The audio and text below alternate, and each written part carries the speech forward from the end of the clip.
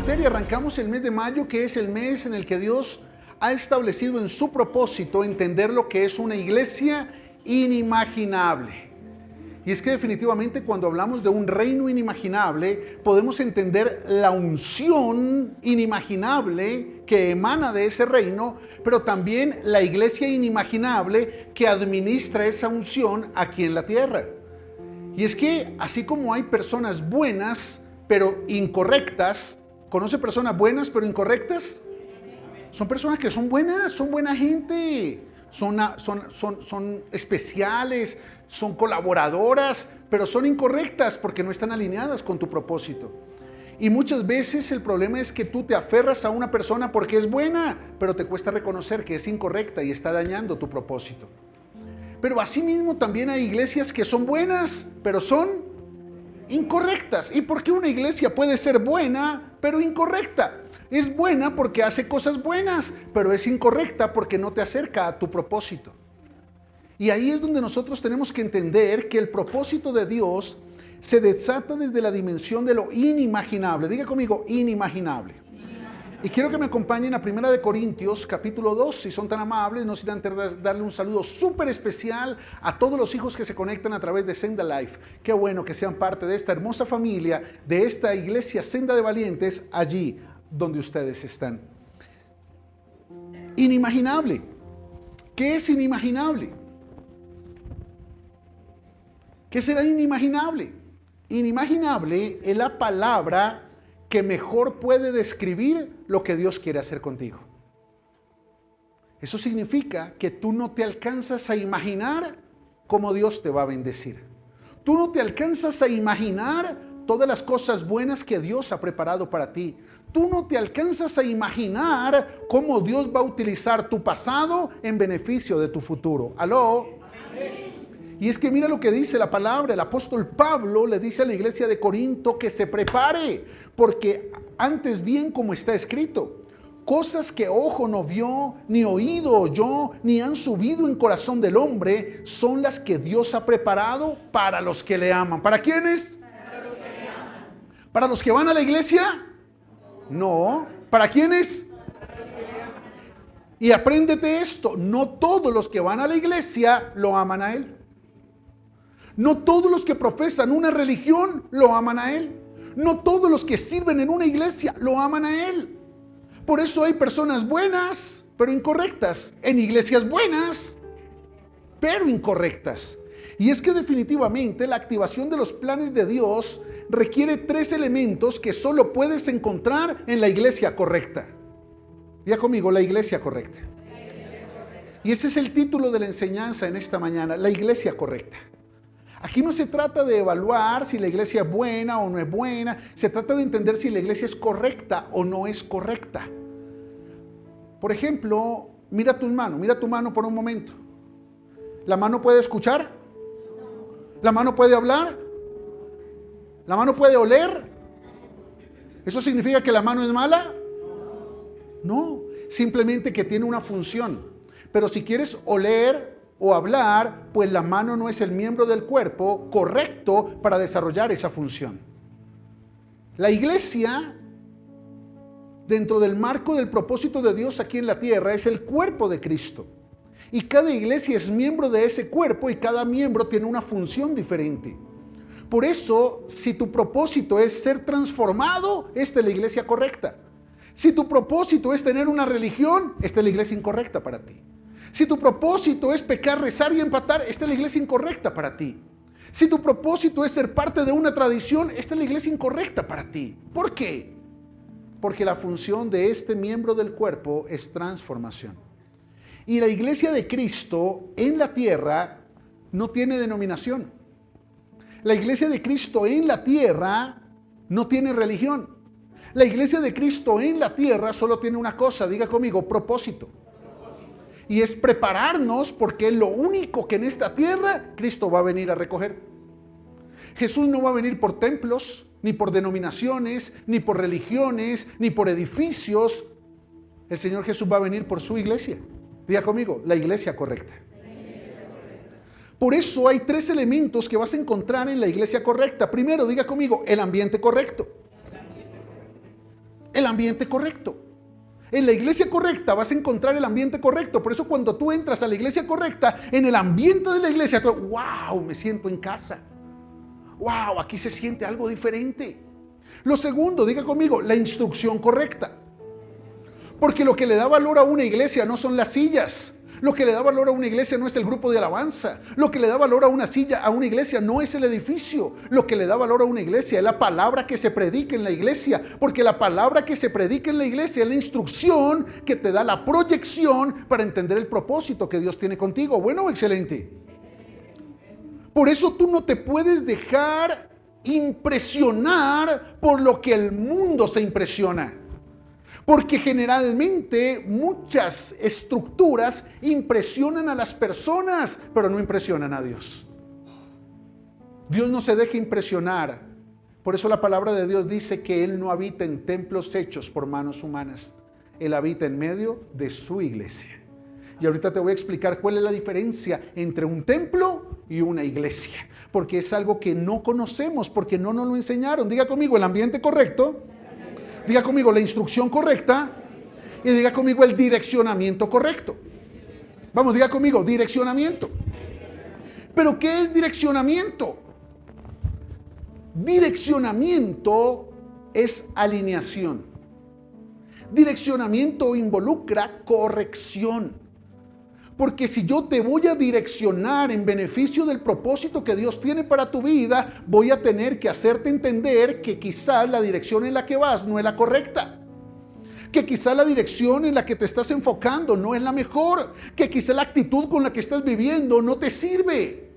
Pero el problema es que si tú vienes a una iglesia y no encuentras corrección, jamás vas a encontrar dirección. ¡Wow! Por eso la iglesia se establece dentro de un ambiente de paternidad. La paternidad del Dios que corrige a los que aman. Porque todo padre al hijo que ama, pero un padre que no corrige a su hijo hace de él un bastardo, dice Hebreos capítulo 12. Por eso en la iglesia tú tienes que encontrar el ambiente correcto, la instrucción correcta y la dirección correcta. Necesitamos ser entendidos de eso. Porque si tú vienes a una iglesia a traer el mismo ambiente que traes de afuera, no es la iglesia correcta. Si tú vienes a una iglesia a acomodar los planes de Dios a tus planes, no es la iglesia correcta. Y si tú vienes a la iglesia correcta a seguir viviendo en la misma dirección en la que siempre has vivido, pues ¿para qué necesitas una iglesia? Esa no es la iglesia correcta para ti. Porque la iglesia trae ambiente, instrucción y dirección. Bueno, excelente. Ahora bien, déjame darte esta frase para que comencemos a entrar en materia. Para tu Facebook. La iglesia debe ser correcta, aunque nunca será perfecta. Te lo voy a repetir. La iglesia debe ser correcta, aunque nunca será perfecta. ¿Y por qué la iglesia nunca será perfecta? Porque está conformada por personas imperfectas. Porque está liderada por personas imperfectas. Por eso, si tú encuentras la iglesia perfecta, cuando entres, te la tiras, porque tú eres imperfecto. ¿Sí me estoy haciendo entender con eso?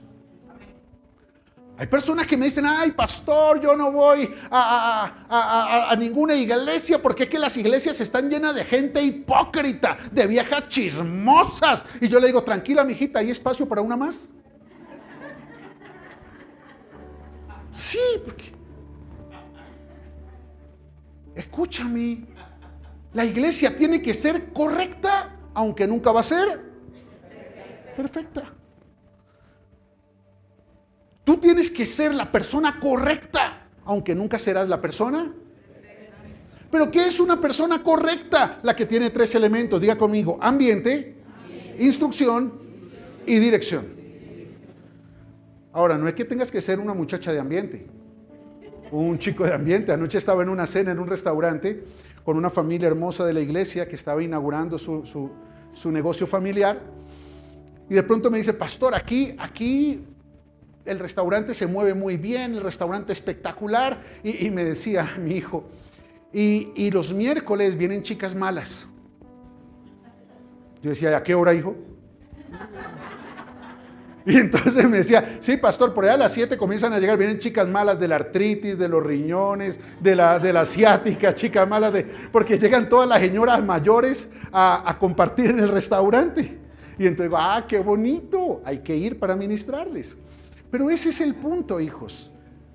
Necesitamos ser personas de ambiente. Y donde quiera que nosotros vamos, llevamos el ambiente de la iglesia correcta. Por eso podemos ser las personas correctas aún en medio de personas incorrectas. Podemos ser las personas correctas aún en medio de circunstancias incorrectas. ¿Por qué? Porque donde nosotros vamos, llevamos el ambiente de la iglesia. Bueno, excelente. Segundo, porque somos personas con instrucción. Porque seguimos instrucciones. Porque buscamos la instrucción. Voy a tomar una decisión. Señor, ¿cuál es la instrucción? Y en la iglesia encuentras instrucción. La instrucción correcta para que salgas a vivir instrucción correcta. Y tercero, dirección. Tienes que ser una persona con dirección. Porque el que no sabe para dónde va, cualquier bus le sirve. Por eso hay tantas personas que están en el trabajo incorrecto. Porque no han seguido la dirección correcta.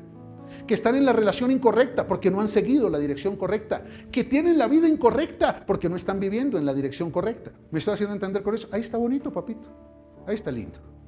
Entonces, primero entendamos que es la iglesia correcta. Diga conmigo, la iglesia correcta. Y entonces la iglesia correcta parte de un concepto en griego llamado eclesia. Y la eclesia, con K, traduce al español reunión o asamblea de los que han sido llamados. ¿Llamados a qué? A vivir el propósito como hijos de Dios. Por tanto, la iglesia es la reunión de los que hemos sido llamados a ser hijos de Dios. Eso es la iglesia. Por tanto, la iglesia representa, diga conmigo, ambientes. Por eso dice la palabra que donde 2 o 3 se reúnen en mi nombre, yo estoy ahí, dice el Señor. Porque 2 o 3 alineados con el propósito del Padre, somos iglesia. Ahora bien, hay otro concepto con el que hemos definido por años iglesia, que viene de una palabra griega llamada kuriake o kuriakón, que es la palabra que los griegos utilizaban para referirse a la casa de Zeus, a la casa de su Señor, a la casa de su Dios. Por tanto, significa kuriake, que traduce, diga conmigo, templo. Y eso significa estructura. Y durante muchos años nosotros nos mentalizamos a decir, voy para la iglesia. Mentira, vas para el templo, porque tú llevas la iglesia donde quiera que vas. Yo voy a servir en la iglesia. No, vienes a servir al templo. Porque en el templo es donde aprendes cómo ser iglesia. Porque en el templo es donde encuentras el ambiente correcto, la instrucción correcta y la dirección correcta. Si en ese templo hay una iglesia.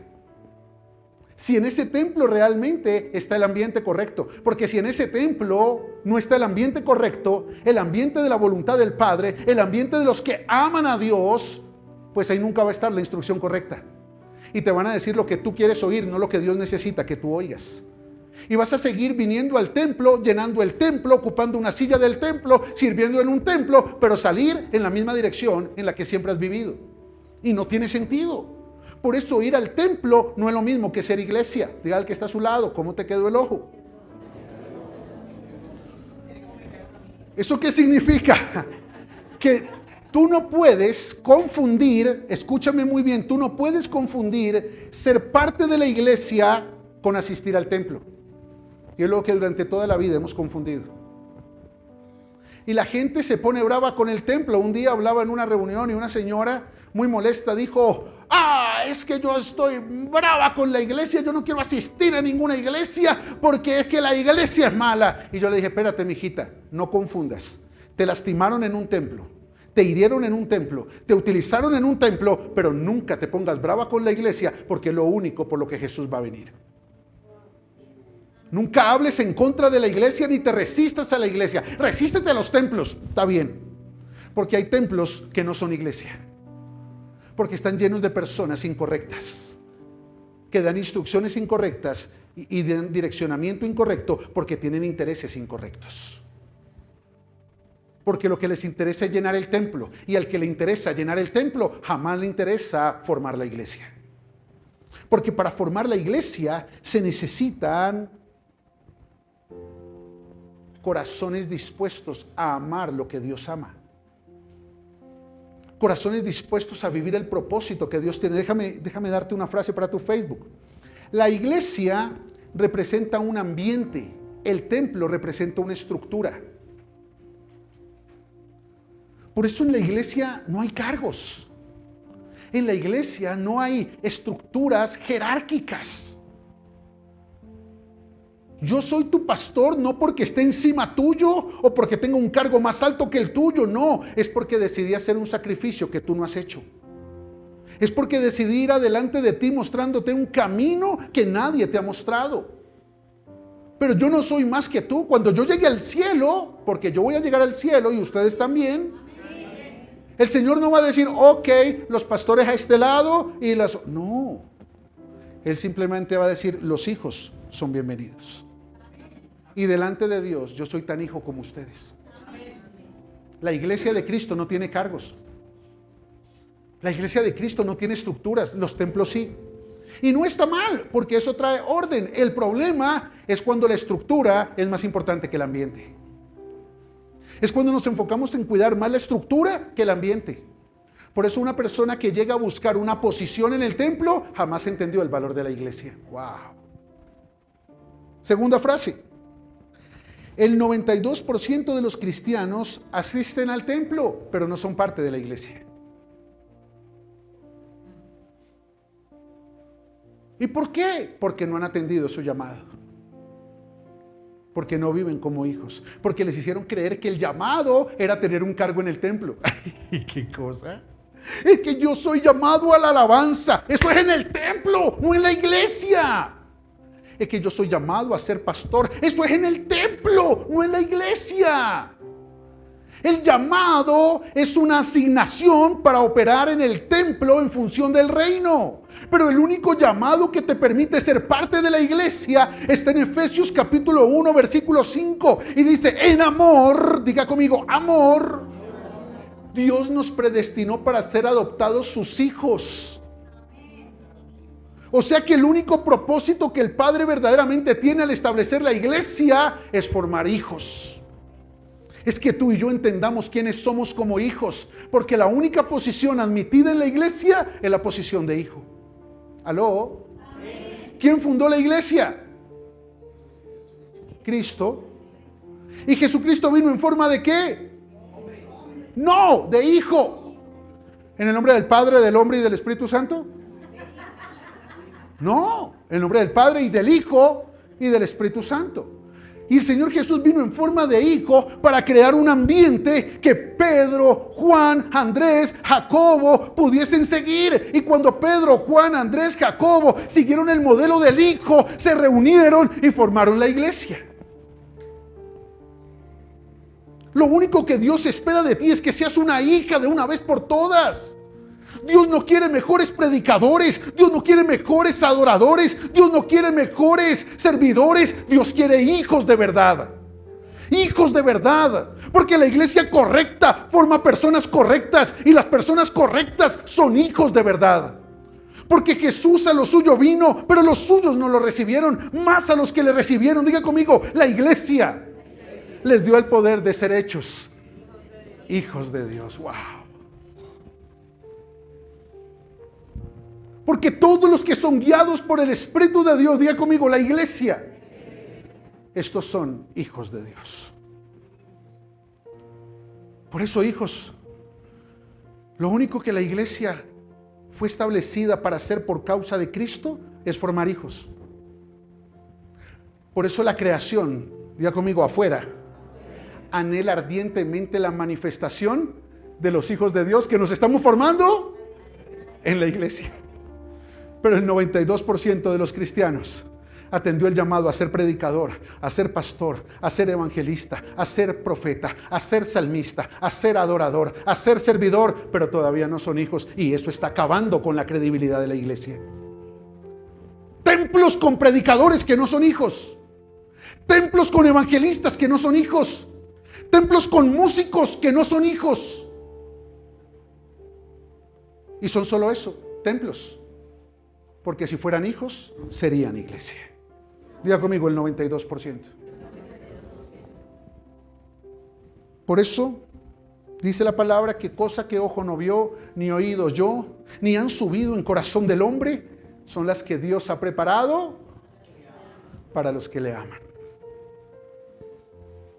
Porque solo los hijos pueden amar al Padre de verdad. Solo un hijo ama al Padre, le dé o no le dé. Solo un hijo puede amar al Padre, haga o no haga. Solo un hijo se puede sentir amado por el Padre, le dé o no le dé. Pero, ¿alguien ama a Dios en este lugar? Pues déjame decirte que bíblicamente hay 3 elementos que definen si amas o no amas a Dios. Y las cosas que ojo no vio, ni oído yo, ni han subido al corazón del hombre, están preparadas para los hijos de Dios que lo aman y que son la iglesia correcta. Pero ¿cómo saber si realmente tú amas o no amas a Dios? Entendiendo que la iglesia es el ambiente que se produce cuando nos reunimos los que amamos a Dios. En el templo se reúnen los que necesitan de Dios. Los que necesitan un favor, una restauración, una puerta abierta, un milagro, pero esos no aman a Dios, utilizan a Dios y fingen amor a Dios. Por eso el amor es fingido cuando tiene un interés oculto. El amor es fingido cuando se convierte en una transacción y no en la esencia de una relación. Te amo si me das, pero si no me das, no voy. Te amo si tengo, y si no tengo, no oro. ¿Conoce cristianos así? Son cristianos de templo, pero no son iglesia. Escúchame, el amor a Dios es la llave que activa lo inimaginable que Dios ha preparado para su iglesia. ¿Lo qué? Inimaginable. Cosa que ojo no vio, ni oído yo, ni ha subido en corazón del hombre, son las que Dios ha preparado para los que van al templo. ¿Para los que qué? Amar a Dios es la llave que activa lo inimaginable que Dios ha preparado para ti. Amar a Dios es la llave. Dios nos ama a todos. Por eso lo inimaginable no es para los que Dios ama. Lo inimaginable es para los que lo aman a Dios.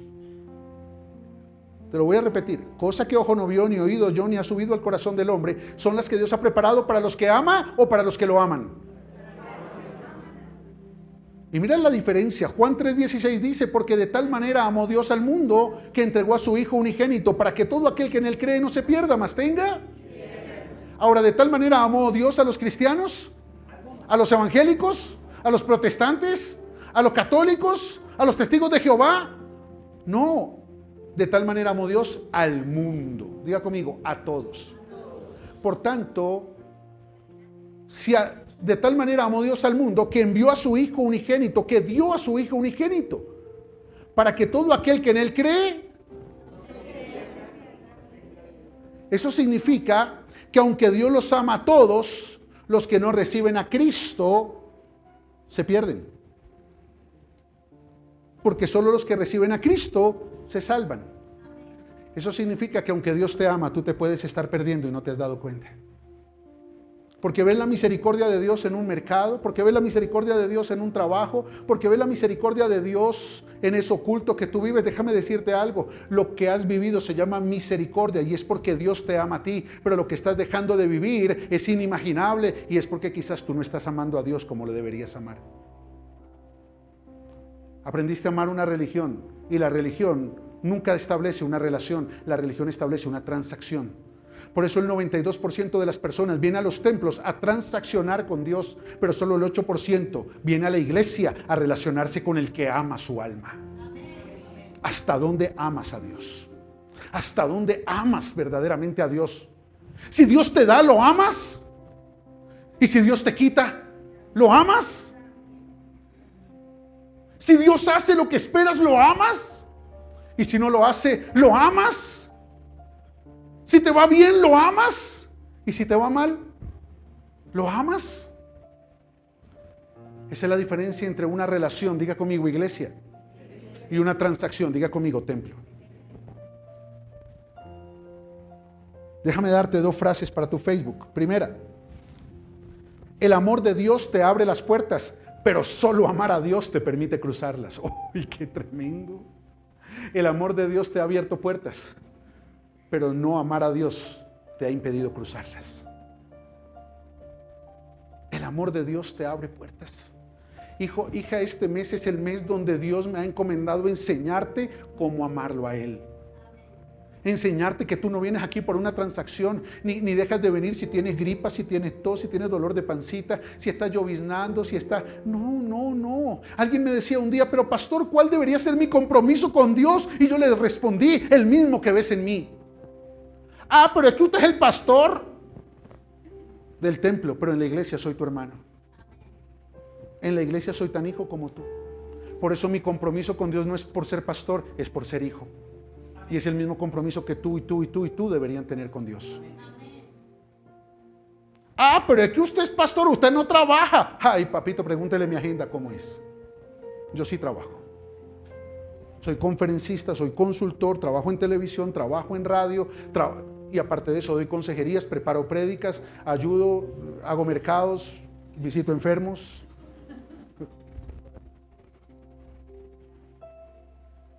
Escúchame, no hay excusas para no amar a Dios.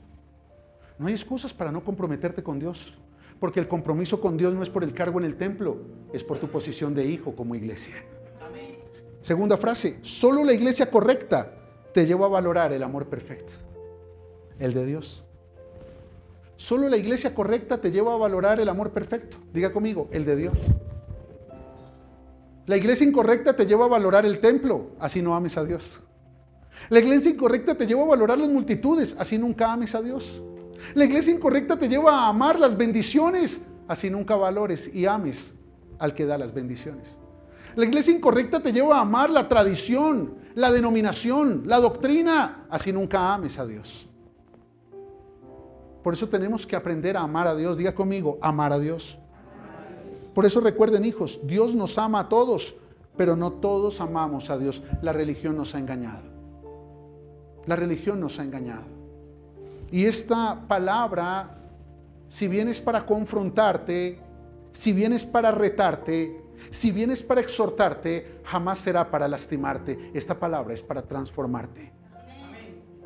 Y que aunque venimos a un templo, entendamos que venimos como iglesia. Y que cuando salimos del templo, seguimos siendo iglesia. Y donde quiera que vayamos, somos su iglesia. Representamos su iglesia y vivimos su iglesia. Pero para eso tienes que aprender a amar a Dios. 3 señales de que realmente amas a Dios. ¿Y de quién podríamos aprender 3 señales de quien realmente ama a Dios? A ver, alguien que me diga y le doy un premio. ¿De Jesús? ¿De quién más?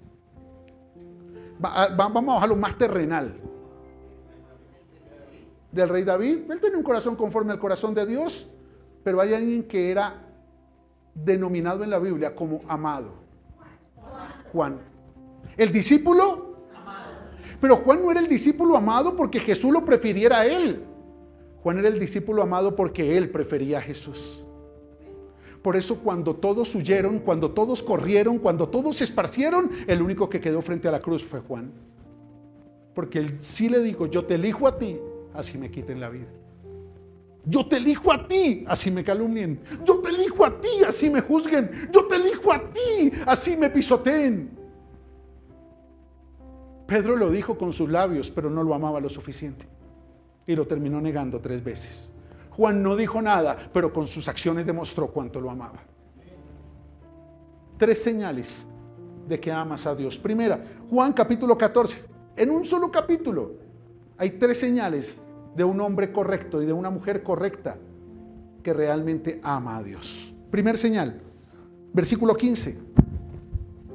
El Señor Jesús lo enseña, pero Juan lo vivió y por eso lo plasmó en su evangelio. Pero son palabras de Jesús. ¿De quién? Si me amáis, primer señal de que amas a Dios, obedece su voluntad. Primer señal de que amas a Dios, obedece su voluntad. Si tú vienes aquí adentro, pero sigues haciendo tu propia voluntad afuera, puedes tener argumentos. Sí, tú no crees en los pastores, tú no crees en las religiones, tú no crees en las iglesias. Está bien, pero es que lo único que te han mostrado son templos. Pero estás aquí para conocer la iglesia correcta. Y los templos están llenos de personas que fallan, porque no son hijos, así prediquen bonito. No son hijos, así canten bonito. Pero cuando 2 o 3 toman la decisión de amarlo con todo su corazón y se reúnen en su nombre, el ambiente cambia. La instrucción se manifiesta y la dirección se aclara. Por eso la primer señal de que amas a Dios es que obedeces su voluntad. Por eso Jesús le decía: Padre, si es posible, aparta de mí esta copa, pero no se haga mi voluntad, sino tu voluntad. No porque buscar una transacción, sino porque tenían una relación. ¿Y sabes por qué? Por primera vez en la historia, el Hijo tenía una voluntad distinta a la voluntad del Padre. Allí el Señor Jesús nos está mostrando algo. Ser obediente no necesariamente conlleva estar de acuerdo. Ser obediente no necesariamente conlleva que te guste o no te guste lo que Dios te está pidiendo. Ser obediente significa que aunque tú tengas una voluntad, en tu vida como hijo prima la voluntad de papá. ¿Por qué? Porque yo tengo con Él una relación y Él jamás me pediría algo que no fuera por mi bien, aunque me doliera. Él jamás haría algo para lastimarme y aunque me duela, Él sabe por qué lo está permitiendo.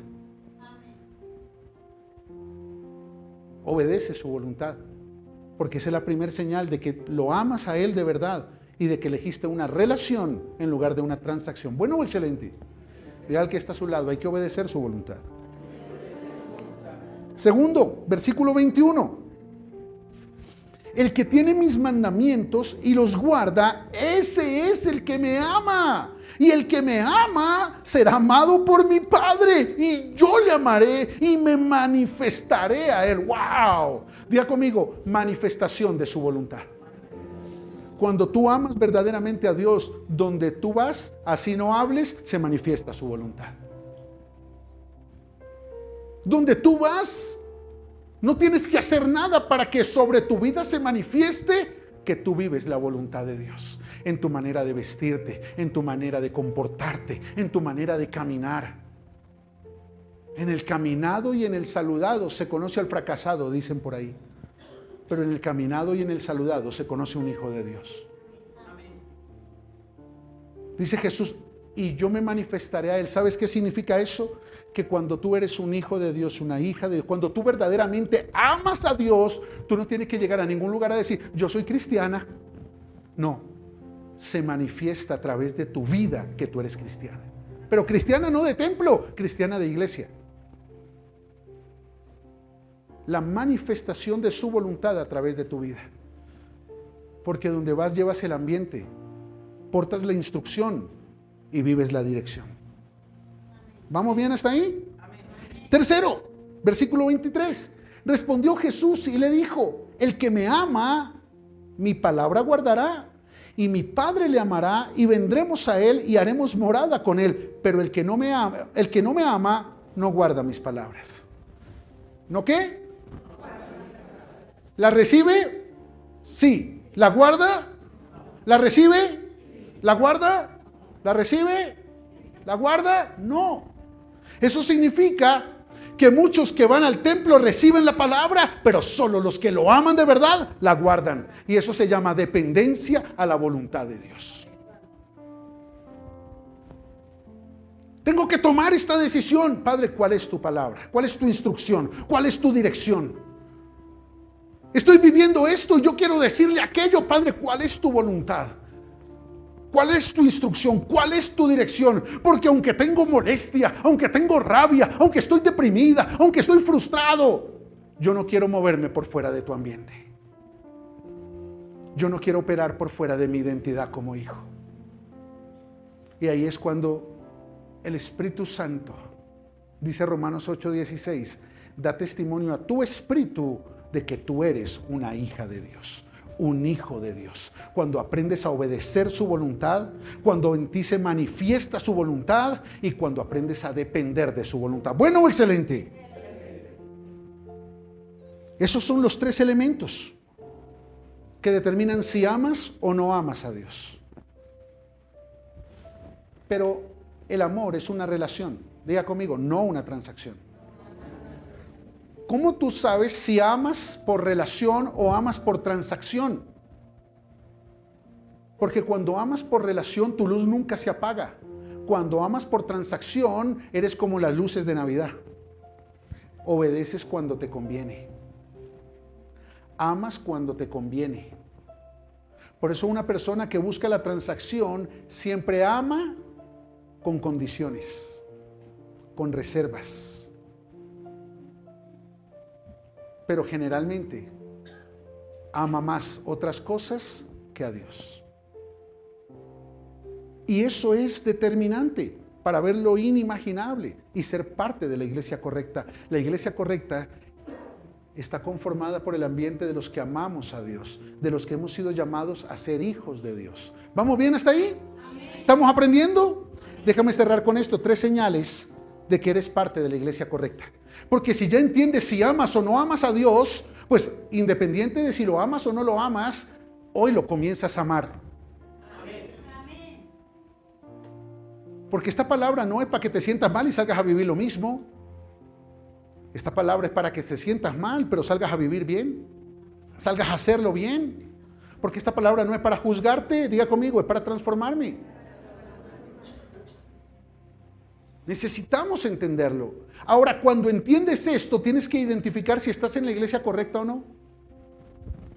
Y cuando yo te predico sobre esto, me expongo porque no te voy a predicar de senda de valientes, te voy a predicar bíblicamente de la iglesia de Cristo en la tierra. Y eso me exige como tu pastor hacer un escaneo de cómo pastoreo la iglesia y de cómo se direcciona la iglesia de Cristo a través de este pequeño miembro llamado Senda de Valientes en Bogotá, en Cajicá, en Ciudad Bolívar, a través de Senda Life, allí donde Dios nos ha establecido, porque la iglesia no es un edificio, es un ambiente. Por eso Ohio es una iglesia, Los Ángeles es una iglesia, San Antonio, Texas es una iglesia, Barranquilla es una iglesia, Venezuela es una iglesia, Buenos Aires es una iglesia. ¿Por qué? Porque el ambiente que hay aquí es el mismo ambiente que hay allá. Amén. Pero ¿cómo saber si estás en la iglesia correcta? Por 3 razones. ¡Oh, qué tremendo es esto! Primera de Corintios, capítulo 2. Estamos hablando de Primera de Corintios. Comenzamos predicando de Primera de Corintios, capítulo 2, ¿verdad? ¿Qué dice el versículo 9? Cosa que ojo no vio, ni oído yo, ni ha subido en corazón del hombre, son las que Dios ha preparado para los que le aman. ¿Ya sabes quiénes son los que le aman? Ok. Ahora, nadie tiene derecho a juzgarte. Diga conmigo, la palabra me juzga. Pero la palabra no te juzga para declararte culpable. La palabra te juzga para darte una oportunidad. ¿Para darte qué? Y ahí mismo Pablo explica cuál es la iglesia correcta. La iglesia, van a desatar cosas que ojo no vio, ni oído yo, ni han subido al corazón del hombre, porque es la iglesia donde están los que le aman. ¿Me estoy haciendo entender con esto? Espíritu y de poder. Para que su fe, ¡ay, qué tremendo! Diga conmigo, mi fe, repita conmigo, para que mi fe no esté fundada en la sabiduría de los hombres, sino en el poder de Dios. ¡Wow! Por tanto, tu fe no puede estar cimentada o fundada en mi elocuencia, ni en mis palabras persuasivas, ni en mi conocimiento, sino en el poder de Dios. Por eso siempre Dios desata su poder a través de la predicación. Por eso no hay una sola persona en este lugar que no haya recibido por lo menos una palabra de parte de Dios que desate poder. Que usted diga, wow, eso nadie lo sabía. Pero es que es el poder de Dios manifestándose para que creas. Y eso significa una cosa, en la iglesia correcta, el poder de Dios no se manifiesta por nuestro conocimiento, sino por su amor. Por eso Pablo dice, yo no los estoy formando para que amen a Dios a través de palabras, de conocimiento, a través de mi carisma, a través de mis buenos chistes, a través de mi... No, porque no me interesa que ustedes sean impactados por mi conocimiento, me interesa que ustedes sean impactados por su amor. Porque en esto consiste el amor, no en que nosotros amemos a Dios, sino en que Dios nos amó primero. Por eso no puedes amar a Dios hasta que no te sientas amado por Dios. Y la única forma para que te sientas amada por Dios es cuando experimentas su poder por amor. Por eso yo siempre les digo, hijos, sí, hay milagros. Muchos de ustedes han sanado de enfermedades crónicas. Muchos de ustedes han sido sanados de dictámenes médicos contrarios. Muchos de ustedes han sido restaurados en sus emociones. Muchos de ustedes han sido restaurados en su familia. Hay milagros tremendos que han sucedido en esta iglesia. Pero no es porque usted ayune, no es porque usted ore, no es porque yo ore, no es porque yo lo toco, es porque Dios los ama. Es porque Dios los ama. Los templos están llenos de gente que dice, uy, sí, el poder, porque es que yo duré 8 horas orando. A mí qué me importa cuántas horas duras orando. A mí lo que me importa es que Dios amó a esa mujer y por amor a ella la sanó. Amén. Así tú no hubieras orado, Dios la hubiera sanado, porque por encima de tu oración está su amor. Amén. Pero en los templos los hombres se quieren atribuir el poder. En la iglesia el poder solo se le da a su amor. Amén. Es por su amor. No por el predicador, no por el grupo de alabanza, no por la unción, es por su amor. Es por su amor. Por tanto, lo que sea que Dios haya hecho en tu vida hasta el día de hoy, es porque te ama. Y esa es la activación para que tu respuesta sea amarlo a Él. Segundo, versículo 12. Y nosotros no hemos recibido el espíritu del mundo, sino el espíritu que proviene de Dios, para que sepamos lo que Dios nos ha concedido, lo cual también hablamos, no con palabras enseñadas por sabiduría humana, sino con las que enseña el Espíritu, acomodando lo espiritual a lo espiritual. En la iglesia correcta, diga conmigo, en la iglesia correcta, los principios de Dios no se acomodan a los intereses de los hombres. En la iglesia correcta, los principios de Dios no se acomodan a los intereses de los hombres. Por tanto, en la iglesia correcta no se predica para que tú te sientas bien. En la iglesia correcta se predica para que tú entiendas el propósito que Dios tiene contigo. No es para que te sientas cómodo, hijo, entiende. Tú no vienes aquí a sentirte cómodo, tú vienes aquí a incomodarte. Porque si la palabra no te incomoda, significa que no te transforma. Te tiene que incomodar. Te tiene que incomodar. Ya en el mundo estás cómodo. Buscar una iglesia para seguir cómodo es tener una religión sin transformación. Pero la iglesia correcta te tiene que incomodar, porque en la iglesia correcta los principios de Dios, el ambiente, la instrucción y la dirección no se acomodan a los intereses de los hombres. Es que pastor, si usted no predica de esto o esto, yo me voy. Pastor, es que si yo aquí quiero servir, pero si yo no puedo servir y hacer esto, esto y esto, me voy. Hay principios que no son negociables. Hay principios que no son negociables ni en la iglesia ni en la casa.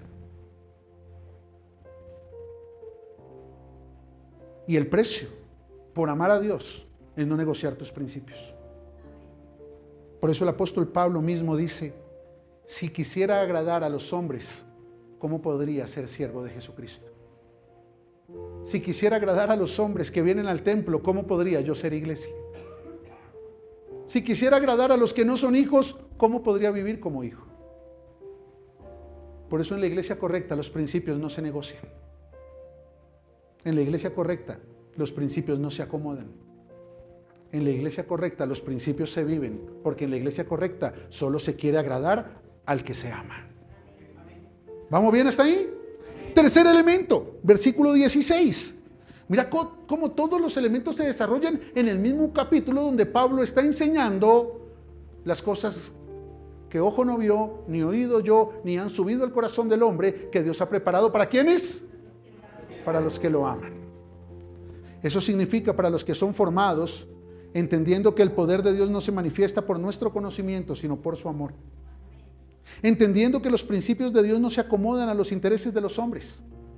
Y entendiendo este tercer elemento, verso 16. Porque ¿quién conoció la mente del Señor? ¿Quién la instruirá? Mas nosotros tenemos la mente de Cristo. Wow. Y es que en la iglesia correcta desarrollas tu capacidad en la medida que cambias tu mentalidad. En la iglesia correcta desarrollas tu capacidad en la medida en que cambias tu mentalidad. Ese concepto de ven a la iglesia y el pastor ora por ti y tu vida cambia. No, tu vida no cambia hasta que tu mentalidad no cambie. Tu vida no cambia hasta que tu mentalidad no cambia.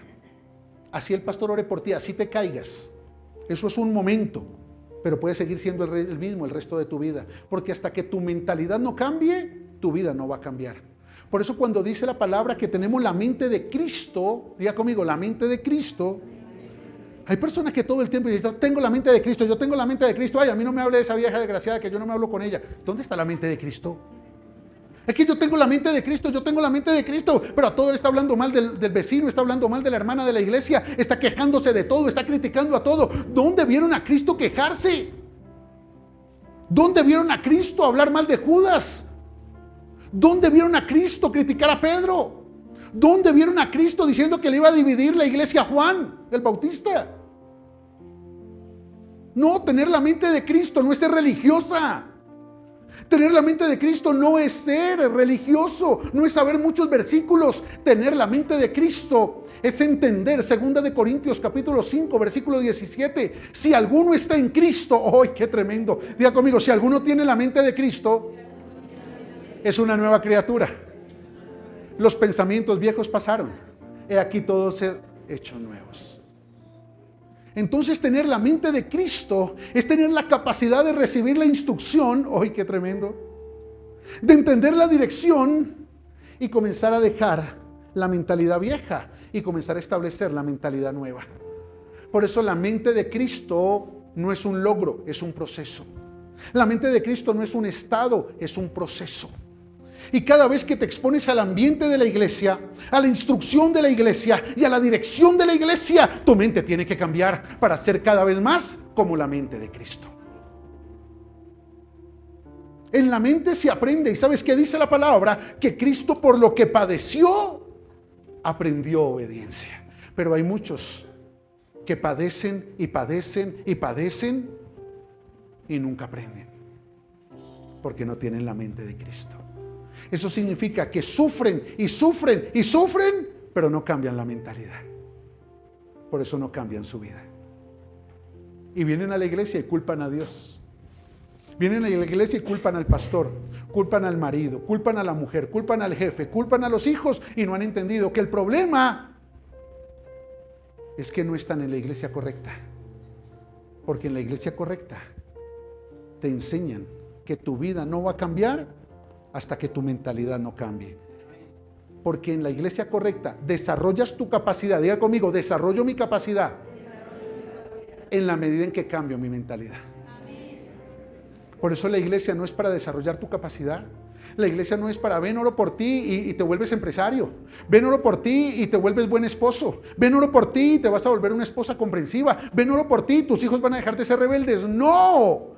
Es ven y te predico la palabra que Cristo quiere que tú escuches para que rompas tus esquemas, cambies tu mentalidad y desarrolles tu capacidad para ser la esposa que Dios quiere que seas, el esposo que Dios quiere que seas, el papá que Dios quiere que seas, la mamá que Dios quiere que seas, el empresario que Dios quiere que seas y vivas la vida que Dios quiere que vivas. Amén. Bueno, excelente. Amén. Dale un aplauso al Señor.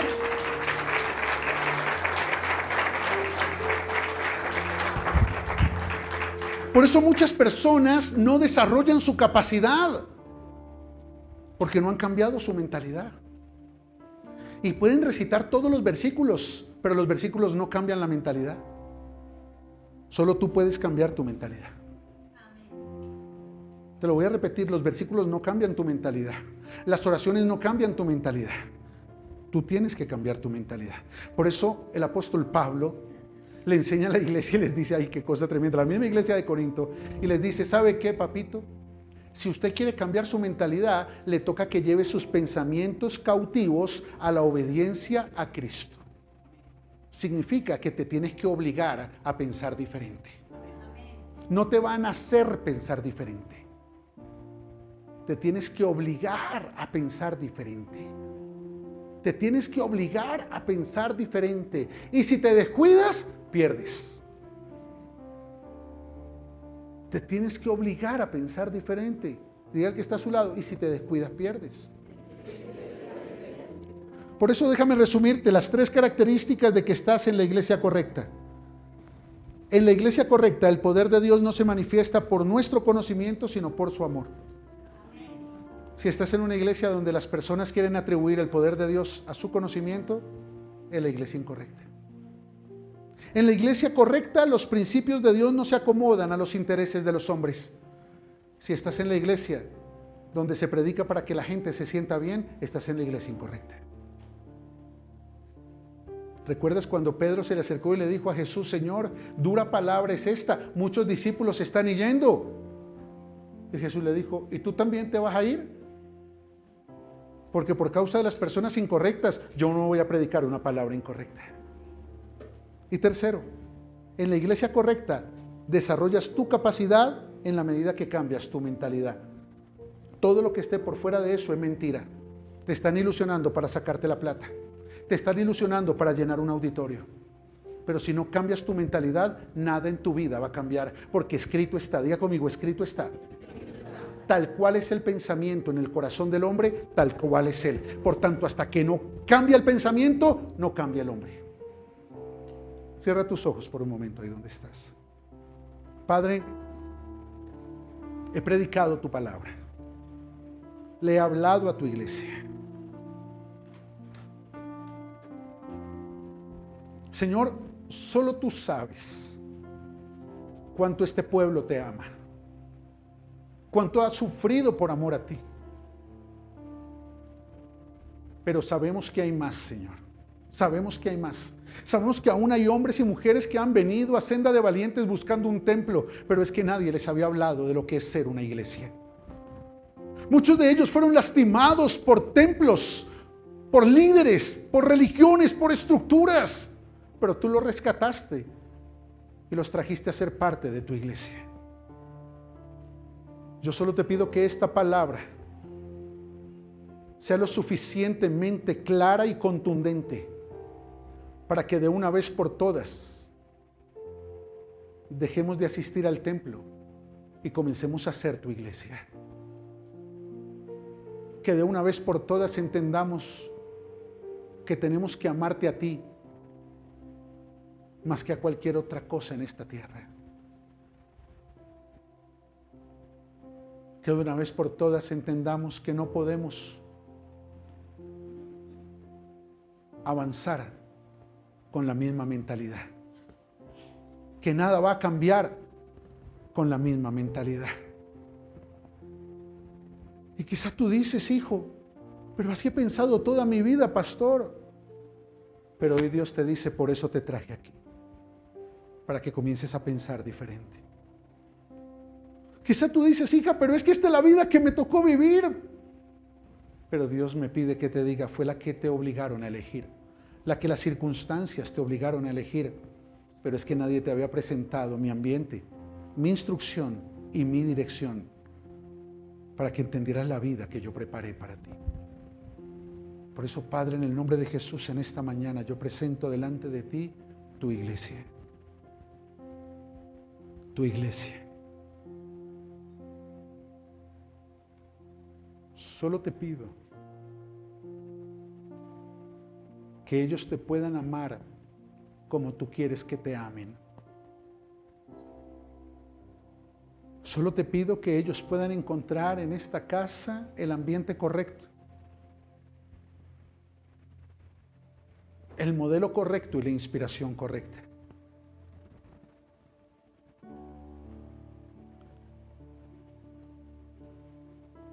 Que en esta casa ellos puedan ver modelos de hombres y mujeres que realmente te aman y están dispuestos a hacer tu voluntad, pase lo que pase, duela lo que duela, pero que verdaderamente, Señor, te podamos demostrar que te amamos a ti por encima de todas las cosas en esta tierra. Espíritu Santo, trae una unción de reconciliación sobre tu iglesia.